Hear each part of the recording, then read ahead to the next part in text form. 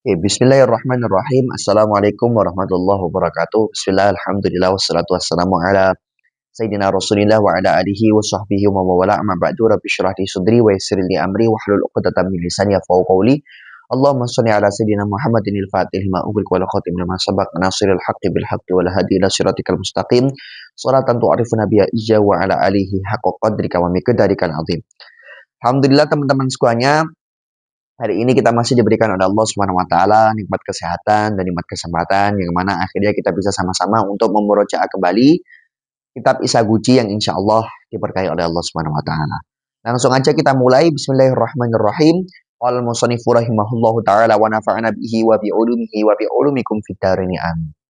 Jadi kemarin teman-teman sekalian kita sudah membahas beberapa hal, yaitu adalah dari muqaddimah dari kitab Isaguchi ini, ya. Di mana dari kitab Isaguchi ini kita sudah mengambil banyak sekali faedah, yang mana faedah ini diambil dari guru ana yaitu Abu Ya Said Muhammad Ramadan Al-Aidrus bin Al-Aidrus Al-Azhari Al-Makki dan juga guru-guru ana yang lain, ya.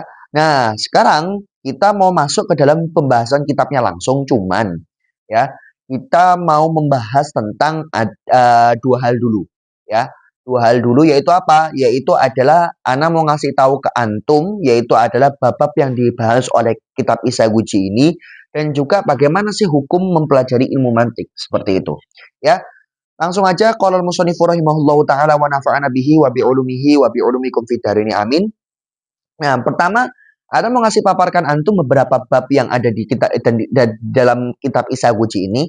Yang pertama adalah ada pembahasan namanya mabahisul alfat. Jadi ya kita nanti akan membahas tentang lafaz di sini, ya. Nanti ada namanya taqsimud dalalah al-lafdhiyah wal wad'iyah. Al-lafdhiyah al-wad'iyah gitu ya. Pembagian dalalah lafdhiyah wad'iyah. Ya, apa itu dalalah lafdhiyah wad'iyah? Nanti insyaallah kita akan jelaskan. Kemudian nanti ada taksimul lafad al-maudu' lil makna ila mufrad wa murakkab. Kemudian ada taksimul lafdi al-mufrad ila kulli wa juz'i. Ya, nah ini sesuatu yang sering saya bilang baik itu di mudzakarah jurumiyah atau di mudzakarah risalah isti'arah dan juga nanti terutama ya karena ini pembahasan mantik kulli dan juz'i ini adalah pembahasan mantik teman-teman sekalian. Kemudian ada namanya mabadi utasawurat. Nah, ini ya kita sudah masuk ke dalam bab tasawurat ya. Dan ini memang adalah bab utama yang memang kita akan kaji di mudzakarah ini. Nah, seperti itu ya. Nanti ada namanya kulli dibagi menjadi dati dan arodi. Nah, contohnya gitu ya. Kemudian nanti taksimul kulli ila jins wa fasal wa nau wa khassa wa rod'am dan lain sebagainya. Nah, 5 hal ini ya, jins, fasal, nau, khosoh, dan arod'am ini namanya kuliatul khomas. Yang mana kuliatul khomas ini adalah pembahasan pokok dalam ilmu mantik, terutama dalam bab tasawurat, ya. Ya, kuliatul khomas. Dan nanti antum akan sangat-sangat sangat-sangat familiar dengan pembahasan atau istilah kuliatul khomas. Dan ini ahsannya antum hafalkan. Ya, hafalkan dalam artian antum harus ngerti kalau maksudnya dimaksudkan kuliatul khomas yaitu 5 ini. Yaitu ada namanya jins, fasal, nau, khossa, dan arod'am. Nah, ini namanya kuliatul khomas.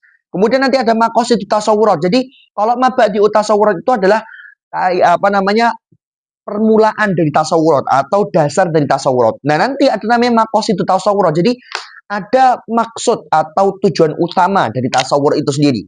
Yaitu apa? Qaulus syarih. Qaulus syarih itu apa? Qaulus syarih itu bahasa gampangnya adalah ta'arif. Jadi, seperti yang Ana bilang di awal-awal, itu apa? Bahwasanya tugasnya mentakrif itu adalah tugasnya ilmu mantik, ya. Jadi ilmu mantik itu nanti akan mengatur antum, ya, supaya apa? Supaya antum itu bisa membuat takrif yang mana takrif ini bagus, ya. Takrifnya itu harus terbuat dari apa, kemudian harus disusun dari apa, kemudian bagaimana takrif itu bisa mazbut, bisa pas banget, ya. Tidak takrif tersebut itu tidak mengarah ke sesuatu yang lain, hanya ke sesuatu yang kita takrifkan saja, ya. Nanti takrif itu ada namanya haddut tam, ada namanya haddun nakis, ada namanya rosam tam, ada namanya rosam nakis. Dan nanti di bab tasawurat ini, ya, ini adalah yang kita bahas di mudzakarah ini. Adapun nanti juga di dalam di dalam ilmu mantik itu ada namanya tasdiqot, ya kan? Karena apa? Karena kan kemarin kita sudah bahas bahwasanya maudhu dari ilmu mantik adalah maklumat tasdikiyah awit tasawuriyah. Jadi pastinya pastinya ada tasdik di situ. Ya. Nah, tasdik itu nanti pembahasannya apa aja? Ada namanya qodiyah, nanti ada pembagian qodiyah. Kemudian nanti qodiyah itu dibagi menjadi apa aja? Oh, ada hamliyah, ada hamliyah, kemudian ada apa lagi? Ada qodiyah mahsura, kemudian ada qodiyah syartiyah, ada yang mutasila, ada yang munfasila, kemudian hukum-hukum qodiyah. Nah, seperti itu. Ada nanti maqasidut tasdiqat namanya. Nanti ada namanya qiyas. Nah, qiyas di sini jangan diartikan qiyas yang seperti di usul fikih, ya yang di fikih bukan. Ya, tapi nanti di ilmu mantik juga ada kias tersendiri. Ya, bagaimana caranya kita itu bisa membuat argumen yang mana argumennya ini akan menimbulkan atau memunculkan satu konklusi. Nah, seperti itu. Nah, cuman karena kita sekarang fokus ke tasawurat, maka apa yang tasdikot ini kita nggak akan bahas dulu. Ya, yang mana bab tasdikot insya Allah mungkin jika ada pertemuan ada waktu lagi di waktu kedepannya nanti insya Allah kita akan bahas ini. Ala khair wa afiyah. Nah, langsung saja kita mau masuk ke dalam hukum mempelajari ilmu mantik. Nah, kalau antum pernah mempelajari kitab mantik yang lain, yang mana kitabnya itu juga untuk mubtadi, yaitu adalah namanya As-Sulam Al-Munawwaraq, ya Sulamul Munawwaraq. Dan ini mungkin sangat masyhur sekali di pondok-pondok pesantren di Indonesia, ya. Bahkan Isa Guji pun mungkin kalah masyhur dengan Sulamul Munawwaraq ini. Nah, Sulamul Munawwaraq itu dikarang oleh Imam Al-Akhdari namanya. Nah, di dalam baitnya Sulam Munawwaraq ya, itu ada bait yang memang khusus untuk menjelaskan tentang hukum mempelajari ilmu mantik. Bagaimana? Ini wal khulfu fi jawazil istighali bihi ala thalathati aqwali fabnu salahi wan nawawi harrama wa qala qaumun yanbaghi ayyulama wal qaulatul masyhuratu sahihah jawazuhu li kamilil qariha mumarisas sunnati wal kitabi liyah tadi bihi ila sawabi. Jadi Imam Akhdari di sini menjelaskan bahwasanya dari bait ini itu kita bisa mengambil istifadah bahwasanya bahwasanya ini adalah ada khilaf di antara para ulama tentang apakah boleh kita itu disibukkan atau kita itu mempelajari ilmu mantik itu boleh nggak sih? Nah, di sini ada 3 pendapat, salah satu aqwali. Yang pertama, Fabnu Sholahi wan Nawawi harrama. Imam Ibnu Shalah dan Imam Nawawi itu mengharamkan. Ya. Tapi ada kaum lain yang mengatakan bahwasanya enggak, yang bagi ayu ulama seharusnya justru malah dipahami bahkan wajib namanya. Ya. Kemudian tapi ada dikatakan bahwasanya wal qaulatul masyhuratus shahihah jawazuhu likamilil qariha. Oh, boleh. Ya. Jadi qaul yang masyhur dan yang sahih adalah boleh. Likamilil qariha. Apa itu likamilil qariha? Nah, nanti kita akan jelaskan. Mumaris sunnati wal kitabi. Apa maksudnya mumaris? Mumaris itu kan kalau misalnya kita artikan secara Indonesia adanya kan berlatih. Apa maksudnya berlatih dengan Al-Quran dan As-Sunnah? Ya, liyah tadi bihi ilah sawabi, supaya bisa sampai dengan mantik tadi itu kepada kebenaran. Nah, sekarang kita bahas. Di sini ada namanya kamilul qariha. Apa sih kamilul qariha? Kamilul qariha itu adalah kamil kan sempurna. Qariha itu daka, kecerdasan. Berarti apa?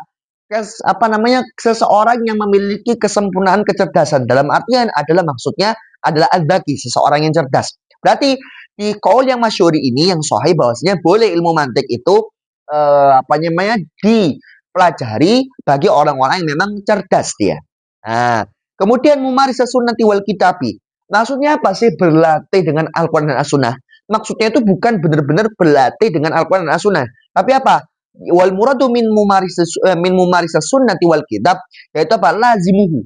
Jadi sebenarnya yang dimaksudkan mumarisas sunnati wal kitabi itu bukan benar-benar berlatih Al-Quran dan As-Sunnah, tapi lazim. Nah, ini kan Ana sering bilang tentang lazim kan. Ya, nanti insya Allah nanti kita juga akan jelaskan lazim itu bagaimana. Intinya adalah konsekuensi apa yang akan kita dapatkan dari mumarisas sunnati wal kitabi, kita berlatih Al-Quran dan As-Sunnah.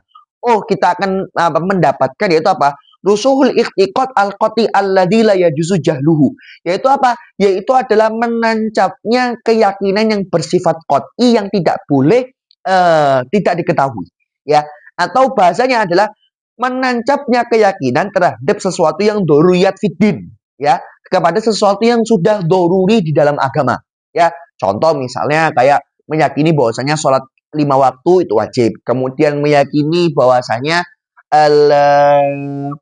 puasa Ramadan itu wajib, kemudian zakat fitrah itu wajib, kemudian haji itu wajib, kemudian apa lagi? ya harus syahadat seperti itu dan lain sebagainya.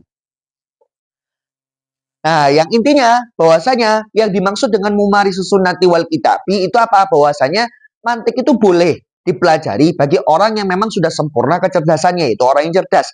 Yang mana juga apa? Yang mana juga punya keyakinan yang qot'i, ya, punya keyakinan yang bersifat qot'i atau keyakinan terhadap sesuatu yang doruri dalam agama itu boleh, ya. Nah, intinya adalah bahwasanya nanti di sini ada 3 pendapat teman-teman sekalian. Yang pertama ada pendapatnya Imam Ibnu Shalah, Imam Nawawi, dan nanti ada tambahan yaitu adalah Imam Suyuti dan Imam Ibnu Taimiyah. Bahwasanya mengatakan bahwasanya mempelajari ilmu mantik itu hukumnya haram mutlakon. Haram mutlakon, haram secara mutlak. Jadi benar-benar bukan haram yang memang oh dia dari segi ini haramnya, oh dia dari segi ini enggak. Benar-benar haram mutlakon, betul-betul enggak boleh sama sekali. Ya, seperti itu ya. Nah, yang kedua adalah pendapatnya Imam Al-Ghazali radhiyallahu anhu. Yang mana beliau mengatakan di dalam mustasfahnya bahwasanya mempelajari ilmu mantik itu wajib. Ya, wajib mutlakon. Bayangkan kalau tadi itu adalah haram secara mutlak, tidak boleh secara mutlak. Kalau ini wajib setelah mutlak, ya. Benar-benar hukumnya itu benar-benar wajib fardu gitu loh. Ya, bahkan guru saya Abi Said Muhammad Ramadan Al-Aidrus bin Al-Aidrus itu kan Ana sudah kasih pendapatnya di pertemuan pertama bahwasanya beliau berpendapat bahwasanya ilmu mantik itu hukumnya fardu ain ya di zaman ini. Karena apa? Karena banyaknya syubhat dan banyaknya pikiran-pikiran yang melenceng. Bahkan di kitab Mustasfa nanti Imam Al-Ghazali rahimahullahu taala itu mengatakan man la ma'rifata bil mantik la thiqata fi ilmi. Ketika seseorang itu tidak mengetahui tentang mantik, tidak punya pengetahuan tentang ilmu mantik, maka tidak bisa dipercayai dalam keilmuannya. Jadi seseorang kalau misalnya nggak punya pengetahuan tentang ilmu mantik, maka keilmuannya itu belum bisa dipercaya. Ya, seperti itu. Nah, tapi nanti ada pendapat ketiga teman-teman sekalian, yang mana yang pendapat ketiga ini adalah yang dimaksud dari apa? Wal qolatul masyhuratus sahihah jawazu li kamilil qariha. Nah, ini adalah pendapatnya Imam As-Subki radhiyallahu anhu, yang mana beliau mengatakan bahwasanya boleh kita mempelajari ilmu mantik tapi ada tafsilnya, ada perinciannya, ada kriterianya. Nah, seperti itu. Nah, kemudian Guru Ana menjelaskan bahwasanya apa? Bahwasanya mahalun niza. Nah, apa sih mahalun niza itu? Jadi begini, kalau antum nanti mempelajari perbedaan madhab atau misalnya nanti ada namanya ilmu namanya fikih muqaron, ya. Fikih muqaron itu kan fikih perbandingan madhab dan pasti nanti ada perbedaan pendapat antara para ulama. Nah, nanti di dalam ilmu tersebut ada namanya istilah mahalun niza sama mahalul ittifaq. Mahalul ittifaq apa? Mahalul ittifaq itu adalah titik di mana terjadinya kesepakatan antara orang-orang yang berdebat ini, ya. Jadi walaupun memang terjadi satu perbedaan pendapat, tapi apa? Tapi sebenarnya hakikatnya ada satu titik di mana para ulama yang berdebat ini itu sepakat pada satu hal, ya. Nah, ada lagi namanya mahalun niza. Mahalun niza itu apa? Niza itu kan artinya ya berseteru lah. Dalam artian apa? Tempat terjadinya khilaf. Jadi ada ada 3 pendapat, ya. Dan 3 pendapat ini kira-kira permasalahannya atau titik terjadinya khilaf itu di mana? Itu namanya mahalun niza, ya. Nah, kemudian mengatakan atlaqa syurrahu sullam ala anna mahalun niza wa ilmul mantiq al-mukhtarid bil falsafah.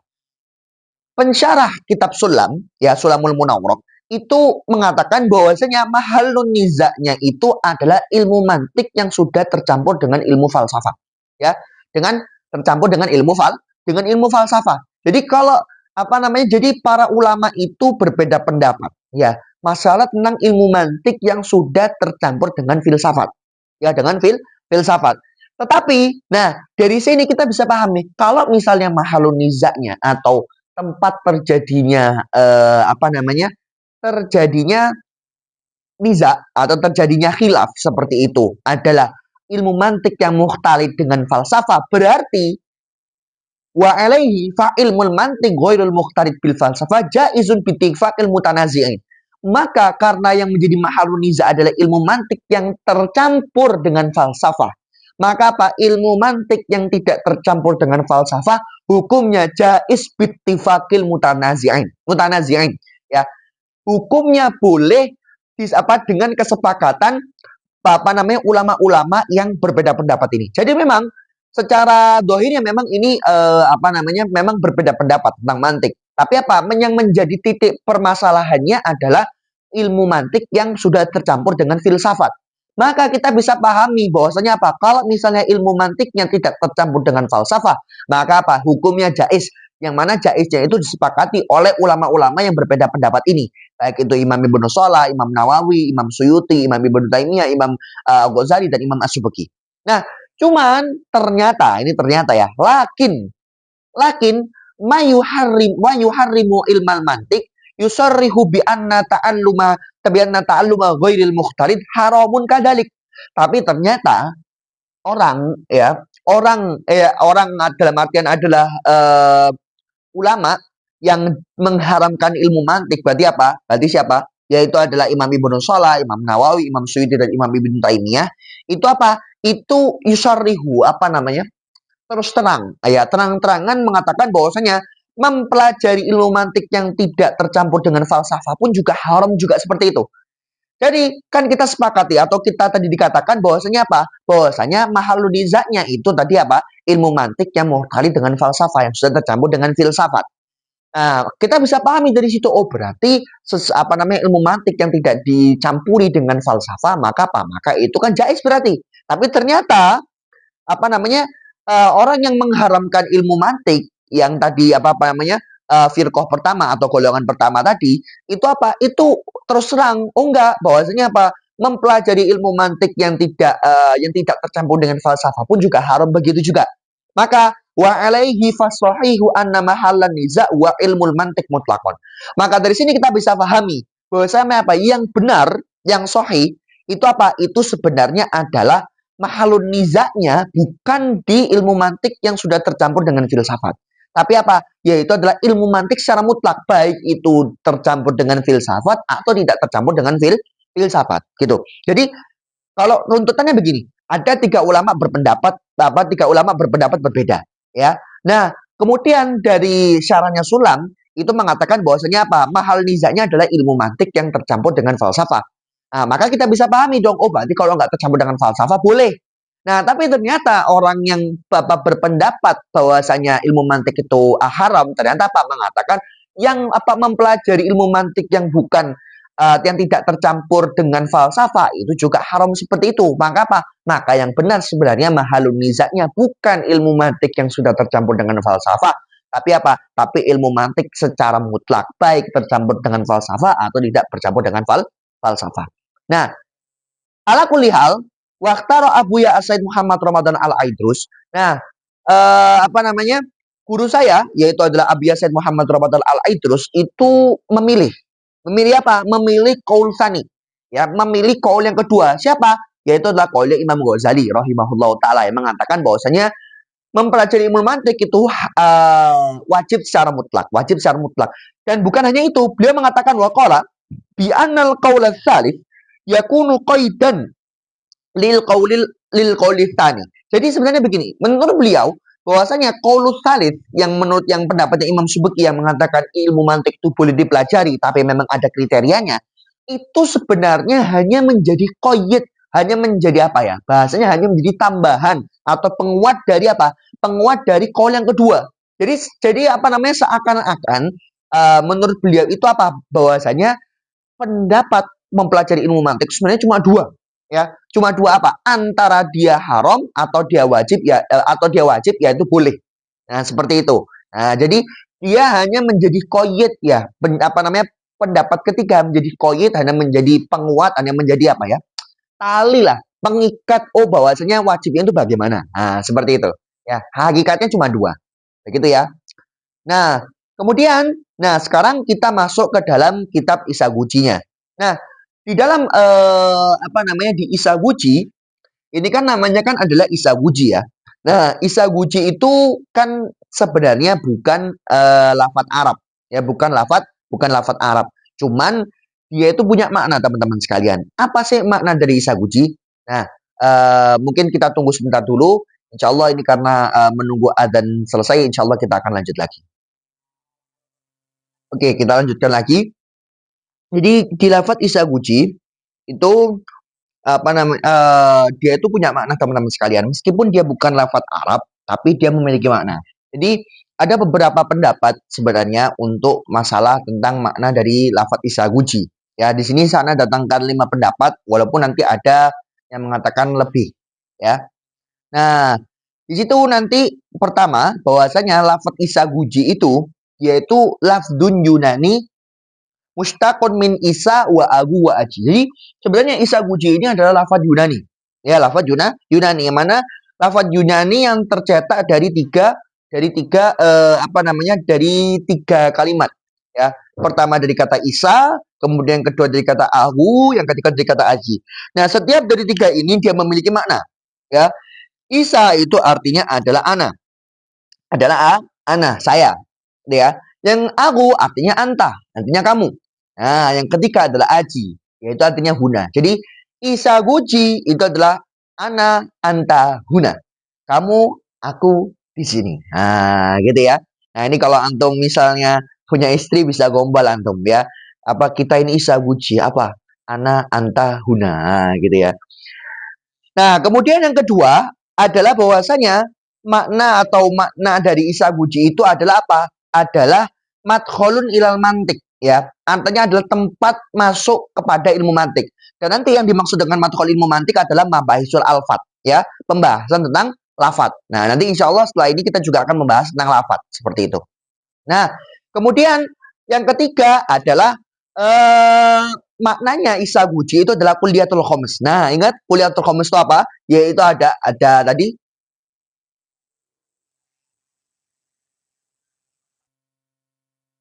Nah, ini ya.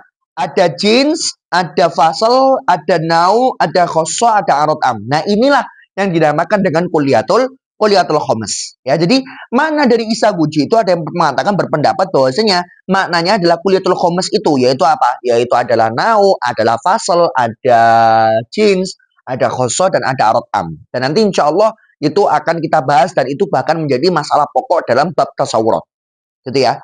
Nah, ada yang mengatakan bahwasanya isaguji adalah bismi muta'allimin karena yukhatibuhu mu'allimuhu fi kulli mas'alatin biqolihi ya isaguji al-halu kada-kada. Jadi sebenarnya ada yang mengatakan bahwasanya isaguji itu adalah nama seorang murid yang mana gurunya itu selalu berbicara dengan si murid ini di setiap masalah dan beliau selalu mengatakan ya isaguji al-halu kada-kada. Ya, jadi sebenarnya isaguji itu adalah satu nama orang, seorang murid.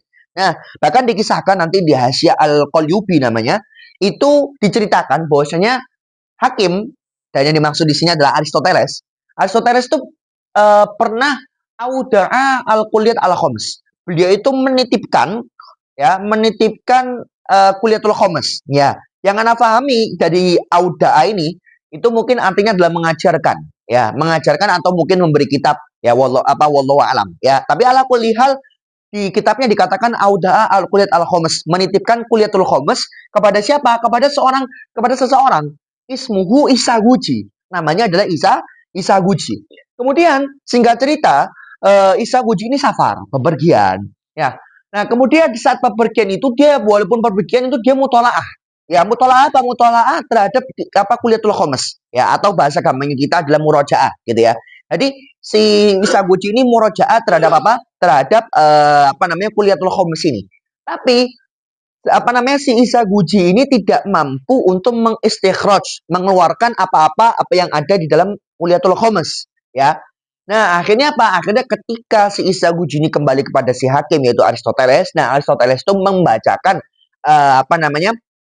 kuliatul khomes kepada si isaguji ini, ya. Ya, membacakan dalam artian adalah ya mengajarkan.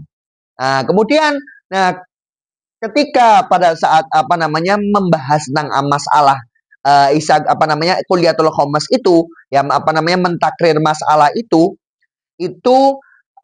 gurunya yaitu adalah Aristoteles itu mengatakan atau berbicara dengan si isaguji itu dengan namanya. Jadi ya isaguji. Nah, seperti itu. Halu kada.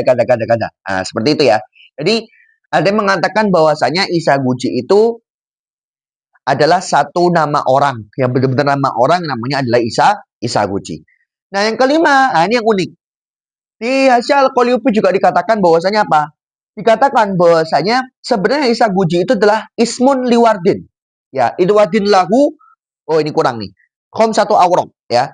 Jadi apa namanya? Sebenarnya eh Isaguji itu adalah nama dari satu bunga, bunga mawar. Bunga mawarnya itu memiliki 5 kelopak bunga. 5 kelopak bunga. Nah, dari nama mawar yang bernama Isaguji, yang mana mawar ini memiliki 5 kelopak, fanukila ila hadhil kulliyah. Nah, dari yang mana aslinya itu yaitu adalah berupa mawar yang dia itu memiliki 5 kelopak, itu dipindah maknanya kepada apa? Kepada Kulliyatul Khomas yang 5 ini, ya. Jadi apa namanya? Uniknya adalah karena bunganya ini memiliki 5 tangkai, ya 5 tangkai bunga, ya. Itu akhirnya apa? Karena sama-sama 5, kan Kulliyatul Khomas kan kulliyat kan artinya kuli, khomas kan 5, ya kan? Nah, Kulliyatul Khomas itu adalah ada 5 jumlahnya. Nah, sedangkan mawar tadi juga 5. Maka apa? Maka ini seakan-akan menamakan apa? Fahuwa min tasmiyati syai'i bismi syabihi. Apa? Yaitu adalah menamakan sesuatu dengan nama syabihnya, dengan nama sesuatu yang mirip dengan dia. Karena si bunga mawar ini dia adalah memiliki 5 tangkai bunga. Dan kemudian Kulliyatul Khomas itu juga ada 5. Nah, karena sama-sama 5, akhirnya apa? Akhirnya Kulliyatul Khomas ini dinamakan Isaguji. Nah, gitu ya. Nah, jadi sebenarnya pendapat kelima ini sangat berhubungan sekali dengan pendapat yang nomor mana? Nomor 3. Yang mananya adalah Kulliyatul Khomas. Jadi, tapi ini lebih dijabarkan lagi bahwasanya asal muasal Isaguji itu adalah bahwasanya dia adalah suatu bunga mawar yang memiliki 5 tangkai bunga. Karena sama-sama 5 dengan Kulliyatul Khomas, akhirnya dipindahlah nama Isaguji ini apa yang awalnya adalah bunga mawar yang memiliki 5 kelopak atau 5 tangkai, itu akhirnya apa? Dipindah ke makna Kulliyatul Khomas. Nah, seperti itu. Nah, ala kulli hal, sekarang kita masuk ke dalam apa namanya ibarah syekh, yaitu apa? Al-lafdu ad-dallu bil wat'i. Nah, kita bahas ini dulu ya. Bahas ini dulu. Jadi teman-teman sekalian, sebelum ana bahas ini, ana mau kasih tanbih dulu ke antum. Ana bahasal mantik huwa fil ma'ani walaysa fil alfat. Dan al-alfat dia al-bahsul lughawi. Bahwasanya pembahasan mantik itu bukan tentang lafaz sebenarnya. Tapi apa? Membahas tentang makna. Membahas tentang apa? Membahas tentang makna, bukan tentang lafaz. Karena apa? Karena lafaz itu adalah pembahasan lughah, pembahasan bahasa. Ya, pembahasan nahwu, pembahasan sorof, dan pembahasan bahasa. Seperti itu. Nah, sekarang pertanyaan, kalau memang misalnya mantik itu memang aslinya dia membahas tentang makna. Lah kok pertanyaannya Syekh Akhiruddin Al-Abhari itu dari awal mengatakan apa? Al-lafdu ad-dallu. Jelas al-lafdu. Ya, menyebutkan lafaz, membahas tentang lafaz. Padahal apa? Padahal pembahasan mantik itu apa? Membahas tentang makna, bukan membahas tentang lafaz. Nah, kok pertanyaannya kenapa kok beliau itu membahas tentang lafaz padahal pembahasan mantik itu pembahasan makna? Nah, jawabannya apa? Li'annahu lamma kana isalutil kalma'ani wal mafhumat ila dhini sami wal muta'allim wa isbatul ahkami wa daf'u syubahi wa ghairu dzalika mutawaqqifan alal alfat ta'ayyana alaihim dzikruha li bayani ma'aniha al-musila ila dzalik. Begini. Betul, memang kita terima bahwasanya pembahasan mantik itu adalah pembahasan mana, bukan pembahasan lafaz, ya. Betul, tapi kita perlu ketahui bahwasanya apa? Bahwasanya untuk mengantarkan makna-makna dan pemahaman-pemahaman kepada otak atau kepada zihin, kepada logika si sami dan seseorang yang belajar dan menetapkan hukum dan menolak syubhat dan yang lain sebagainya, semuanya itu bergantung pada lafaz. Karena apa? Karena begini loh. Namanya makna itu kan nggak punya wujud, dan makna tidak akan bisa terwusulkan, tersampaikan kecuali ada wasitohnya, kecuali ada apa? Ada perantaranya, ya kan? Nggak mungkin makna itu bisa tersampaikan kalau misalnya nggak ada perantaranya, baik itu mau berupa lafaz ataupun bukan berupa lafaz. Paham ya? Nah, karena makna itu tidak bisa sampai kepada zihin atau kepada seorang pendengar, seorang yang belajar, ya, dan lain sebagainya, maka apa? Maka ta'ayyana alaihim dzikru hali bayani ma'aniha al-musila ila dzalik. Maka apa? Maka akhirnya memang dibutuhkan di situ untuk membahas lafaz, yang mana lafaz ini adalah salah satunya wasitoh untuk menghasilkan atau menghantarkan makna seperti itu. Nah, kemudian dikatakan di sini al-lafdu ad-dalu bil wat'i, ya. Nah, di sini ada kata-kata ad-dal, ya, ad-dal. Dan itu kan dari kata dalalah, dalla ya dulu dalalatan, ya. Nah, ada pembahasan juga yang sebenarnya ini juga bukan pembahasan mantik, cuman ini sangat berhubungan dengan mantik karena apa? Seperti layaknya lafadz, ya. Ini perlu dibahas karena apa? Karena nanti pembahasan pertama di dalam kitab ini adalah tentang pembahasan tentang dalalah. Maka kita harus tahu dulu dong dalalah itu apa. Nah, seperti itu. Kemudian kita lihat di sini, ya.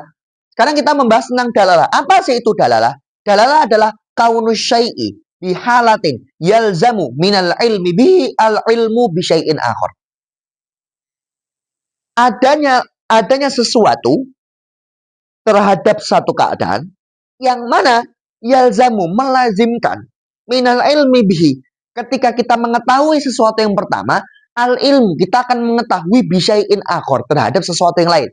Jadi dalalah itu apa sih? Dalalah kan kalau misalnya secara Indonesia kan petunjuk. Maksudnya apa? Maksudnya adalah ketika ada satu hal, yang mana satu hal ini berada dalam satu keadaan. Yang mana ketika kita mengetahui satu hal yang pertama ini, kita akan mengetahui sesuatu yang lain. Nah, seperti itu. Nah, kemudian nanti dikatakan bahwasanya sesuatu yang pertama, ini nanti disebut dengan dal, atau dalam bahasa Indonesia adalah menunjukkan. Sesuatu yang menunjukkan disebut dengan dal. Jadi apa? Adanya sesuatu yang mana sesuatu pertama ini disebut dengan dal, sesuatu yang menunjukkan. Yang mana ketika kita mengetahui sesuatu yang menunjukkan ini atau dal ini, maka apa? Kita akan mengetahui sesuatu yang lain. Nah, sesuatu yang lain ini disebut dengan madlul namanya. Madlul itu apa? Madlul itu secara Indonesia adalah sesuatu yang ditunjukkan. Sekarang begini, saya kasih contoh aja. Ya. Contohnya adalah ketika ini. Dalalatu isyaratil mulur al-hamra alal wukuf, ya. Menunjukkannya lampu merah kepada berhenti. Sekarang begini, Anda jadikan perumpamaan. Misalnya begini, ada peristiwa. Ada seorang pengendara mobil yang mana dia itu jalan-jalan misalnya. Nah, si pengendara mobil ini tiba-tiba berhenti di lampu merah atau lampu lalu lintas. Lampu lalu lintas gini. Jadi dia berjalan seret, kemudian dia bertemu dengan lampu lalu lintas. Nah, di lampu lalu lintas ini kan di situ kan ada 3 warna. Ada merah, ada kuning, ada hijau. Nah, bertepatan pada saat itu yang lampu yang menyala adalah merah. Nah, ketika si pengemudi ini melihat lampu yang menyala adalah merah, ya kan? Berarti apa? Dia melihat lampu merah. Ketika dia mengetahui adanya lampu merah, maka dia melazimkan, ya, memberikan konsekuensi, ya, mengetahui sesuatu yang lain. Apa? Ketika dia tahu lampu merah, apa yang dia akan tahu? Bahwasanya apa? Oh, berarti apa? Kalau lampunya merah, maka apa? Maka kita harus berhenti. Nah, yang seperti ini itu disebut dengan dalalah. Itu apa? Yaitu adanya sesuatu. Ya, di sini adalah lampu merah. Yang mana lampu merah ini ketika kita mengetahui adanya lampu merah, adanya lampu merah di sini. Nah, maka apa? Maka ketika kita mengetahui adanya lampu merah, maka kita akan mengetahui sesuatu yang lain. Apa sesuatu yang lain? Sesuatu yang lain itu adalah berhenti. Nah, ini loh namanya dalalah. Ya, ketika ada sesuatu yang mana ketika sesuatu ini kita mengetahui dia, maka kita akan mengetahui sesuatu yang lain. Nah, seperti itu. Nah, inilah dinamakan sebagai dalalah. Nah, sesuatu yang menunjukkan atau sesuatu yang pertama, ya ketika kita mengetahui sesuatu yang pertama. Nah, sesuatu yang pertama itu disebut dengan dal. Maka apa? Maka di sini lampu merah yang mana ketika kita mengetahui lampu merah akan mengerti berhenti. Maka kan di sini kan lampu merah kan punya dalalah, ya. Dia punya petunjukan, ya. Maka apa? Maka disebut dengan dal. Nah, sesuatu yang ditunjukkan dari lampu merah apa? Yaitu berhenti. Maka berhenti disebut dengan madlul. Ya, paham ya? Jadi konsepnya dalalah adalah ketika ada sesuatu yang mana ketika kita mengetahui sesuatu ini maka kita akan mengetahui sesuatu yang lain. Itu disebut dengan dalalah. Nah, seperti itu. Nah, maka di sini kalau misalnya kita praktekkan dari takrif ini praktekkan tarif ini ke dalam contoh ini apa? Maka kita akan bisa bahasanya mengijrah lah, bahasanya seperti itu. Maka apa? Kaunus syai'i, kan di sini kan kaunus syai'i. Adanya sesuatu, dan sesuatu yang kita contohkan tadi apa? Isyaratul murur al-hamra, yaitu adalah lampu merah. Adanya lampu merah bihalatin dalam satu keadaan yalzamu melazimkan minal ilmi ketika kita mengetahui bi isyaratil murul, isyaratil al-hamra, ketika kita mengetahui si dia, yaitu adalah mengetahui lampu merah, maka apa? Al ilmu bil wukuf. Kita akan mengetahui sesuatu yang lain berupa apa? Berupa berhenti. Nah, seperti itu. Jadi ketika kita mengetahui lampu merah, ya, maka apa? Kita akan melazimkan kita untuk mengetahui sesuatu yang lain, yaitu adalah berhenti. Nah, di sini teman-teman, uniknya di sini ada kata-kata yalzamu. Yalzamu. Yalzamu itu diambil dari kata luzum. Nah, ini sering sekali saya ucapkan. Ya, luzum itu apa sih? Luzum itu adalah iktidau amrin amron akhor bihaitu yantakilu dhihnu minhu ilaihi. Apa? Yaitu adalah ketika kita berpikir terhadap sesuatu, yang mana ketika kita berpikir terhadap sesuatu ini, itu akan memberikan konsekuensi, akan menunjukkan kepada konsekuensi, ya, konsekuensi si dia. Jadi kita memikirkan sesuatu nih. Nah, sesuatu ini bisa menghasilkan sesuatu yang lain atau memberikan konsekuensi kepada sesuatu yang lain. Yang mana ketika kita berpikir, akal kita berpikir, kita akan berpikir dari sesuatu yang pertama yang bisa menghasilkan konsekuensi itu berpikir langsung mengarah kepada konsekuensinya. Ya, seperti itu. Contohnya gampang. Misalnya kita gini. Misalnya kita berpikir tentang lampu merah. Karena kita berpikir tentang lampu merah, ya, kita akan melazimkan apa? Ya, akan memberikan konsekuensi apa? Konsekuensinya adalah kita mengetahui bahwasanya itu adalah isyarat untuk berhenti. Maka apa? Maka ketika kita tahu lampu merah, ya, maka apa? Maka kita akan melazimkan berhenti. Dan ketika kita berpikir lampu merah, maka apa? Maka itu akan langsung mengarah ke berhenti. Nah, teman-teman sekalian, iktidau amrin amron akhor, amrin yang pertama disebut dengan malzum. Jadi sesuatu yang bisa menghasilkan sesuatu yang lain atau memberikan konsekuensi yang lain disebut dengan malzum. Sedangkan konsekuensi yang dimunculkan atau dibuat oleh sesuatu yang pertama disebut dengan lazim. Ya, jadi nanti di dalam luzum ada istilah namanya malzum dan lazim. Malzum itu apa? Malzumnya adalah sesuatu yang bisa memberikan konsekuensi hal lain. Ya, kalau lazim adalah apa? Konsekuensinya justru hasil yang dihasilkan dari sesuatu yang pertama itu disebut dengan apa? Disebut dengan lazim. Nah, seperti itu. Nah, berarti di sini kita bisa katakan bahwasanya dal, sesuatu yang menunjukkan tadi, itu apa? Bisa juga disebut dengan malzumnya. Bisa juga disebut dengan malzum. Kemudian sesuatu yang ditunjukkan disebut dengan lazim. Karena apa? Karena kita tahu bahwasanya dengan lampu merah kita akan mengerti bahwasanya itu adalah isyarat untuk disuruh berhenti. Maka kalau secara dalalah ini lampu merah menjadi dal, kalau yang berhenti menjadi madlul. Kalau kita bawa secara secara hukum luzum, maka apa? Maka lampu merah itu menjadi malzum, kemudian berhenti menjadi lazim. Nah, seperti itu, ya. Jadi di dalalah itu ada unsur luzumnya, ada unsur di mana satu hal akan menghasilkan atau memberikan konsekuensi kepada sesuatu yang lain. Gitu ya. Nah, nanti teman-teman sekalian, dalalah itu nanti akan terbagi juga. Dalalah ketika dibagi secara bihasa bidal. Maksudnya apa bihasa bidal? Ketika dalalah itu dibagi berdasarkan dalnya, ingat ya, dalil apa? Sesuatu yang menunjukkan, ya. Itu apa? Itu nanti dibagi menjadi dua. Ada namanya dalalah lafdhiyah dan ada namanya dalalah ghairul lafdhiyah. Nah, apa dalalah lafdhiyah dan dalalah ghairul lafdhiyah?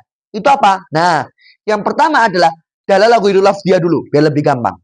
Dalalah ghairul lafdhiyah itu apa sih? Dalalah itu kan artinya petunjuk. Ghairul lafdhiyah berarti bukan lafaz. Lafaz itu kan suara. Berarti apa? Dalalah yang sifatnya bukan suara, bukan berupa lafaz, bukan berupa suara. Nah, nanti mau dalalah yang lafdhiyah atau dalalah yang ghairul lafdhiyah itu dibagi tiga.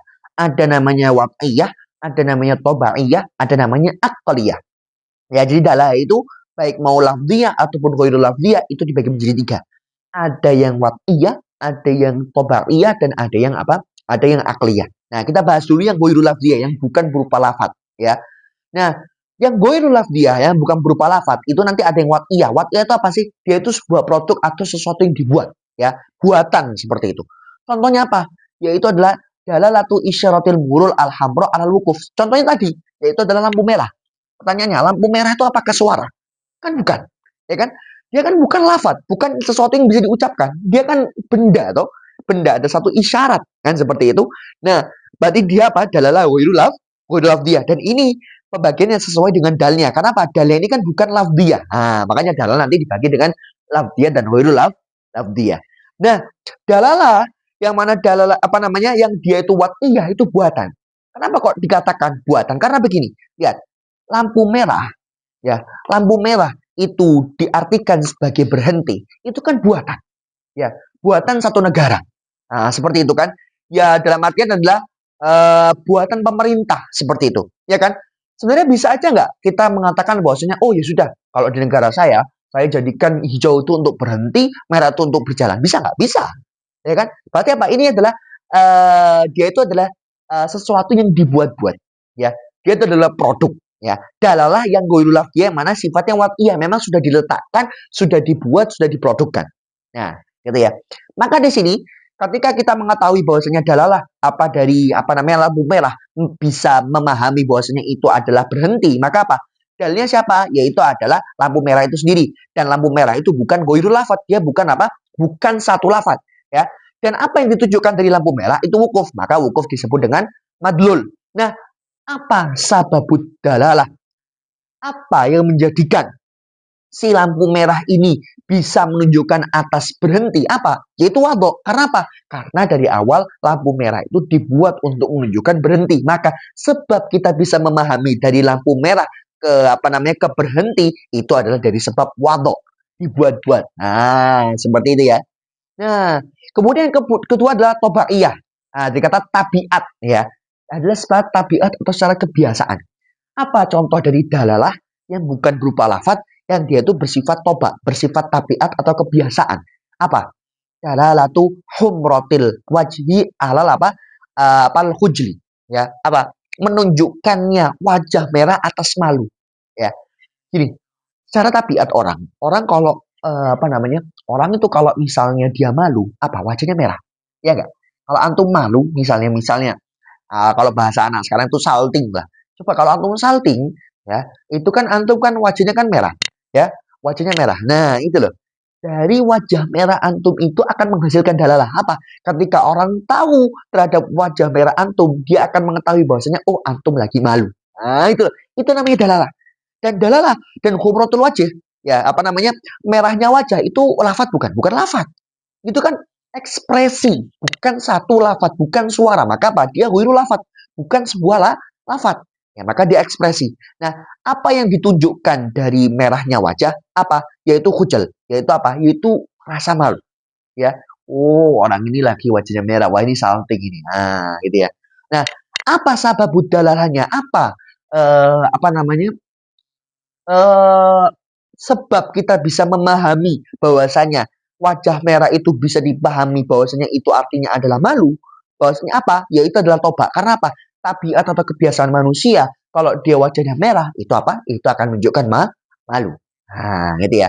Itu adalah dalalah wilulah dia yang apa namanya? Yang toba iya. Yang secara akliyah sekarang, secara akal nih, secara akal, secara logika bahasanya seperti itu. Apa? Dalalatul athar alal dalalatul athar alal mu'athir. Ya, ini maksudnya apa dalalatul athar alal mu'athir?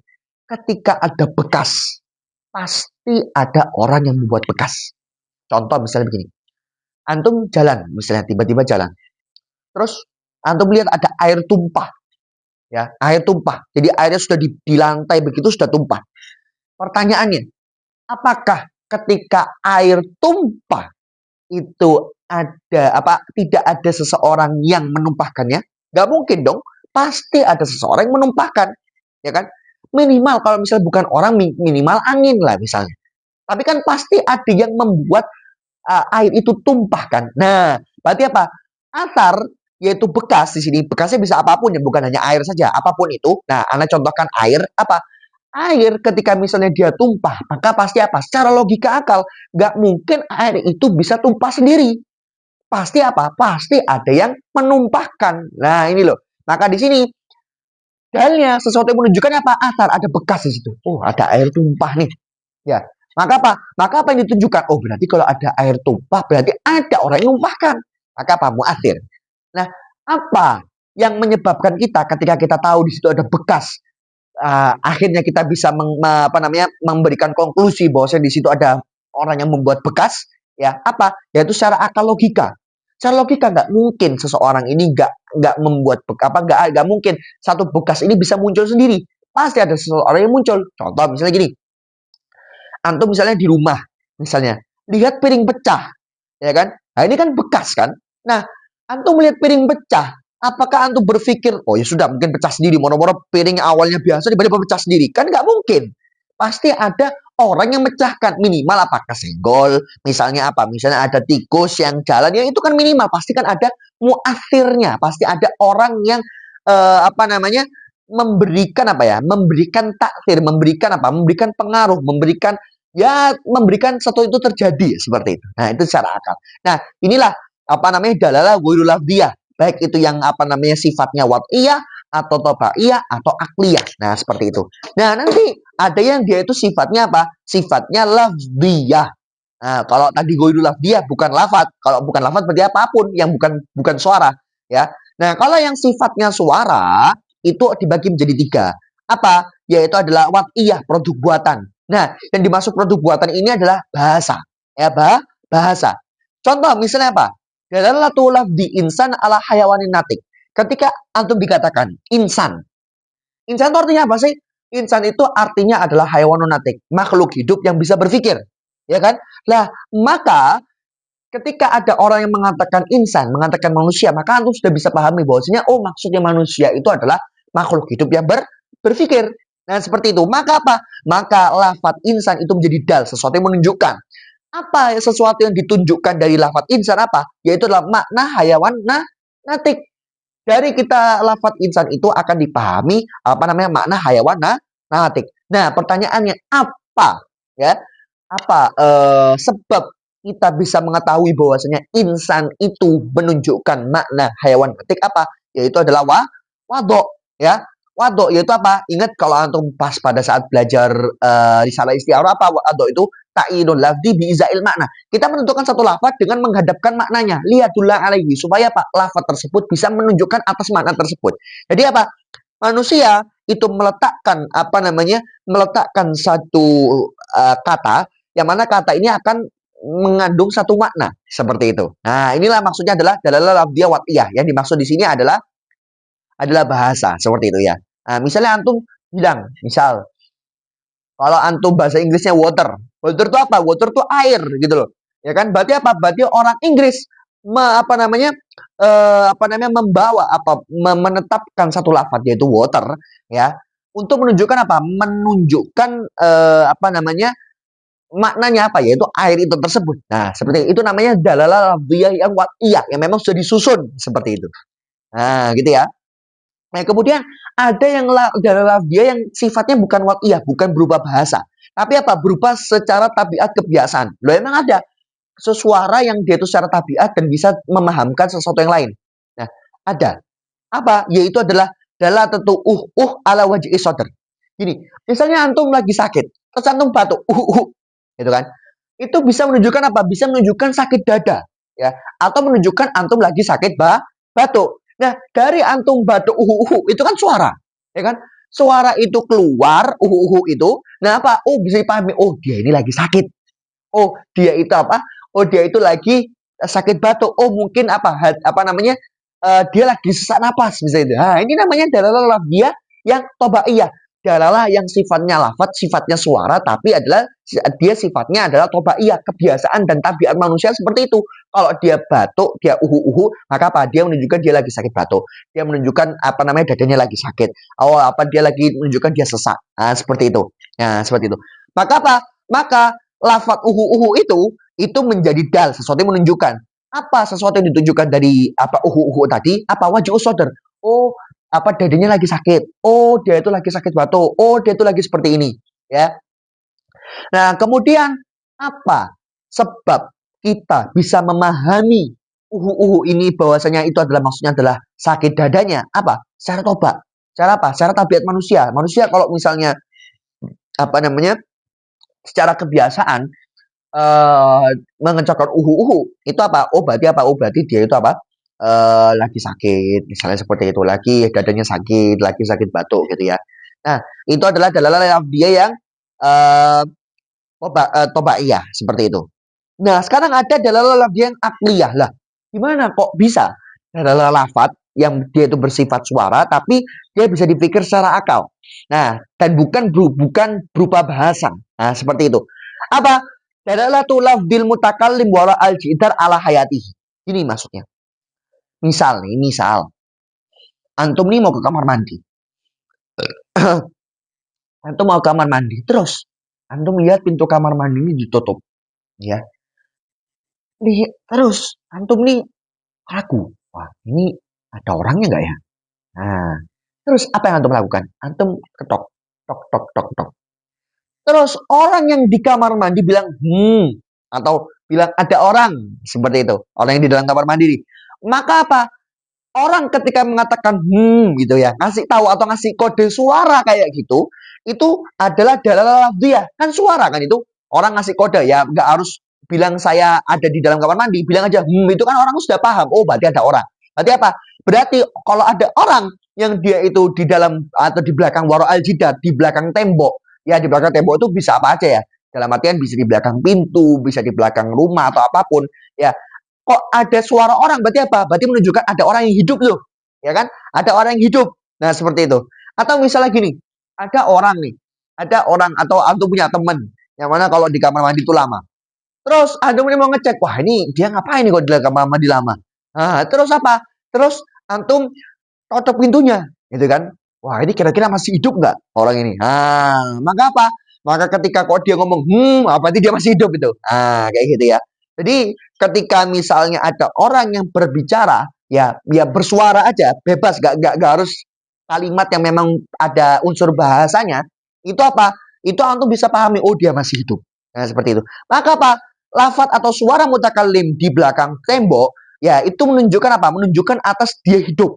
Ya, antum tahu di situ ada orang, antum tahu dia hidup. Nah, gitu ya.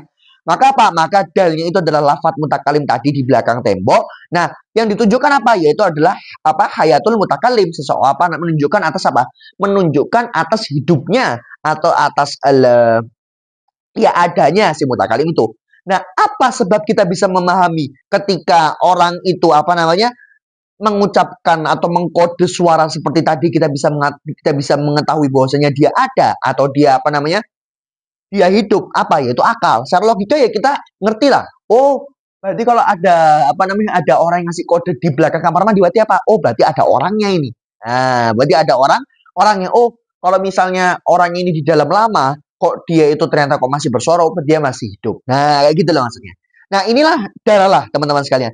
Dalalah ketika dibagi secara dilihat dari segi dalnya. Dalnya kan banyak. Ini ada lafaz insan, ada kemudian ada lafaz mutakalim wara al-jidar, ada isyaratul murur, ada apa namanya? Apa ya, hamra atau humratul wajhi, dan juga ada athar. Nah, ini ketika dalalah dibagi secara dilihat dari segi dalnya, dibagi menjadi dua, yaitu adalah dalalah ghairul lafdiyah dan dalalah lafdiyah. Dan masing-masing dari dalalah lafdiyah dan ghairul lafdiyah itu dibagi menjadi tiga. Ada yang wat'iyah, ada yang tabaiyah, dan juga ada yang akliyah. Nah, begitu juga sama yang dalalah lafdiyah. Nah, sekarang kita coba perhatikan di ibarahnya, di ibarah atau tulisan Syekh dalam kitab. Apa? Lihat. Al-lafdu adalu bil wat'i. Nah, di sini sebenarnya ini di nuskho yang Anda pakai, ini ada kurangnya. Sebenarnya di sini setelah al-lafdu adalu itu ada lafaz bil wat'i. Makanya di sini Anda tambahkan bil wat'i, ya. Di sini kita bisa pahami. Syekh di sini itu mengatakan al-lafdu adalu bil wat'i. Lafaz yang menunjukkan atau memberikan dalalah yang mana dalalahnya dengan wat'iyah. Berarti apa? Berarti di sini Syekh itu memilih apa? Memilih dalalah yang lafdiyah. Kan ini kan dalalah. Dalalah yang berupa lafdiyah, yang apakah dalalah lafdiyah yang secara umum kan dalalah dia tiga. Ada wat'iyah, ada tobaiyah, ada akliyah. Apa? Beliau memilih yang apa? Bil wat'i. Ya. Al-lafdu adalu bil wat'i. Nah, pertanyaannya, kenapa kok Syekh itu apa namanya memilih dalalah lafdi yang wat'iyah? Kenapa kok ini akan muncul banyak pertanyaan? Kenapa kok dalalah yang dipilih itu adalah yang lafdiyah? Kenapa yang enggak? Oh, itu lafdiyah. Kenapa kok yang dipilih itu dalalah lafdiyah yang wat'iyah, bukan yang akliyah, bukan yang tobaiyah? Ya kan? Padahal kan banyak tadi kita apa namanya kita pelajari. Loh, kan ada 6 sendiri, ya kan? Kalau kita totalnya ada 6. Loh, 6 kan? Nah, kenapa kok yang dipilih itu adalah yang ini? Dalalah mana? Nah, ini. Dalalah lafdiyah yang dia sifatnya wat'iyah. Nah, seperti itu. Kenapa kok Syekh itu memilih yang itu? Nah, kenapa kok di dalam ilmu mantik itu yang dipilih adalah lafaz yang dalalah lafdiyah yang sifatnya wat'iyah. Nah, kenapa? Maka ini akan muncul pertanyaan. Apa? Yaitu yang pertama, limada ikhtaru ad-dalalah al-lafdiyah? Kenapa kok para ulama, ya ulama mantik itu memilih dalalah lafdiyah? Kenapa enggak dalalah yang ghairul lafdiyah? Ya kan? Kan juga bisa aja. Nah, dijawab li suhulatiha. Karena apa? Karena dalalah lafdiyah itu adalah dalalah yang paling gampang. Li anna fahamat dalalah ghairul lafdiyah as'abu min fahmid dalalah al-lafdiyah. Karena apa?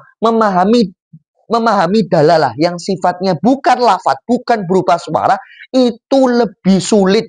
Lebih sulit dari apa? Lebih sulit dari apa? Lebih sulit dari memahami dalalah yang, ini salah, ghairul lafdiyah ini. Ya, fahami dalalah ghairul lafdiyah, ya. Oh, salah. Benar. Yaitu adalah memahami dalalah yang ghairul lafdiyah, yang bukan berupa lafaz, itu lebih sulit daripada kita memahami dalalah yang bersifat lafaz. Karena beginilah. Misalnya begini. Antum mau ngasih tahu, ya. Ngasih tahu di situ ada kopi, misal. Di situ ada kopi tuh, atau ada jajan tuh di situ. Terus antum minta tolong teman antum untuk ngambilin, ya. Terus antum cuma kode begini. Nah, supaya apa? Mau nunjukin ke teman antum bahwasanya itu ada kopi loh. Oh, ada apa namanya? Ada jajan loh, minta tolong ambilkan. Nah, ini kan juga dalalah. Dengan antum kode-kode mata begini, nah, itu apa? Itu kan akan difahami. Oh, ini maksudnya apa ini? Kan bisa dipahami kan? Nah, itu dalalah kan? Nah, cuman dia itu sulit dipahami. Kenapa? Ini maksudnya apa sih orang-orang kok gini-gini? Kenapa? Ada orang yang dia itu langsung ngeh. Dia itu, oh ini maksudnya ini. Bisa diambilkan. Tapi kan ada orang yang itu dia nggak ngeh langsung. Ya kan? Hah? Maksudnya apa ini? Dia ngapain kok matanya gini-gini? Lihat apa ya, Bang? Dia nunjuknya ke jajan atau ke kopi, dia melihat malah sesuatu yang lain. Apa? Misalnya ada ada perhiasan bagus. Oh iya, itu kayaknya dia nunjuk perhiasan bagus kan. Nah, lebih sulit kan? Kalau misalnya kita ngomong, itu ada jajan atau ada kopi, ambilkan dong. Lo kan selesai. Daripada antum harus kode-kode mata begini, ya. Daripada antum harus begitu, mending secara jelas, secara mudah apa? Antum bilang, itu ada kopi, ambilkan dong. Nah, selesai. Ya kan? Maka apa? Maka kenapa kok di dalam mantik itu memilih dalalah yang lafdiyah bukan ghairul lafdiyah? Karena apa? Memahami dalalah yang dalalah yang ghairul lafdiyah itu sulit, lebih sulit lebih sulit daripada apa? Memahami dalalah yang lafdiyah. Nah, seperti itu. Nah, makanya dipilih yang al-lafdu, al-lafdu ad-dalu. Nah, seperti itu ya. Nah, kemudian tadi kan dipilihnya kan dalalah lafdiyah, tapi lihat. Syekh itu mengatakan apa? Al-lafdu ad-dalu. Oke, dalalah lafdiyah. Tapi apa? Bil wat'i. Ya, bil wat'i. Berarti apa? Ini dalalah lafdiyah yang sifatnya wat'iyah. Yang sifatnya itu adalah ta'inul lafdi bi'izail makna. Liyadullah alaihi, menentukan satu lafaz yang mana akan mengandung makna supaya lafaz ini bisa menunjukkan makna tersebut. Berarti apa? Ini adalah yang memang sudah ditaruh oleh bahasa. Seperti itu. Nah, pertanyaannya kenapa kok di mantik itu dipilihnya itu adalah dalalah lafdiyah yang wat'iyah. Padahal kan ada dua dalalah lain. Apa? Dalalah lafdiyah yang tobaiyah dan juga apa? Akliyah. Kenapa kok enggak dua ini? Kenapa kok yang dipilih yang wat'iyah sifatnya? Maka apa? Maka dijawab. Li'anna ghairaha ghaira mundhabitatin liikhtilafiha biikhtilafit taba'i wal uqul. Karena apa? Dalalah yang selain dalalah lafdiyah wat'iyah, apa? Baik itu dalalah lafdiyah yang tabaiyah ataupun yang akliyah ataupun sekalian dalalah yang ghairul lafdiyah, itu apa? Itu tidak terpatok, tidak ada patokannya. Karena apa? Karena liikhtilafiha biikhtilafit taba'i wal uqul. Karena apa? Karena apa? Dalalah lafdiyah yang selain wat'iyah, baik itu dalalah yang ghairul lafdiyah sekalian atau dalalah lafdiyah yang dia itu sifatnya tabaiyah atau akliyah, itu bisa berbeda-beda difahaminya. Tergantung apa? Tergantung tabiat manusia dan akal manusia. Sekarang gini deh. Kalau misalnya ya, orang ya, kalau misalnya kita menggunakan dalalah yang ghairu lafziyah ya, ya itu tidak terpatok. Contoh kayak tadi, wajahnya merah ya. Ada orang wajahnya merah ya. Tadi kan dicontohkan bahwasanya wajahnya merah itu artinya apa? Artinya adalah apa namanya? Adalah malu. Nah, kalau antum wajahnya merah malu. Tapi pertanyaannya, apakah setiap orang akan memahami bahwasanya ketika antum itu apa namanya? Ketika antum itu wajahnya merah, itu apa? Itu antum pada saat waktu itu adalah malu, kan tidak? Ada orang, antum misalnya wajahnya merah karena memang malu memang. Nah, teman-teman antum yang melihat antum itu bisa aja ada yang memahami, oh ya dia malu, ya. Tapi ada teman antum yang lain, wah ini jangan-jangan marah. Nah, kan bisa berbeda kan? Tidak terpatok apa yang ditunjukkan gitu loh. Kalau misalnya saya ngomong misalnya gini, misalnya anak ngomong begini, lihat itu ada singa. Jelas. Karena apa? Karena yang ditunjukkan jelas. Oh, apa? Berarti di sini dia mau menunjukkan di situ ada singa. Jelas kita bisa langsung paham, gitu loh. Tapi kalau antum cuma nunjuk begini doang, pakai apa namanya? Buka pakai alis misalnya. Nah, gitu. Ya. Dan sebenarnya antum tuh menunjukkan di situ ada singa. Ya, orang-orang bisa beda-beda pemahamannya. Ya ngapain gini-gini ya? Oh, dia mau kayaknya ngasih aku duit. Nah, gitu ya. Atau mau apa namanya? Gini-giniin antum itu apa? Oh, kayaknya dia mau lagi asik sama aku. Makanya ke dia gini-gini. Dia mau nyapa aku sebenarnya, tapi karena malu, apa? Ini apa? Ngangkat alisnya. Padahal apa? Antum mau nunjukin singa sebenarnya di situ. Itu loh, ada singa ada di situ. Tapi antum nggak ngomong, gitu loh. Antum hanya menggunakan dalalah yang ghairu lafziyah. Nah, ini tambah kacau, ya kan? Maka apa? Nggak terpatok seperti itu. Ataupun dalalah yang sifatnya lafziyah tapi bukan wat'iyah. Misalnya akal atau toba. Misalnya gini. Antum misalnya bilang begini, kamu mau apa namanya?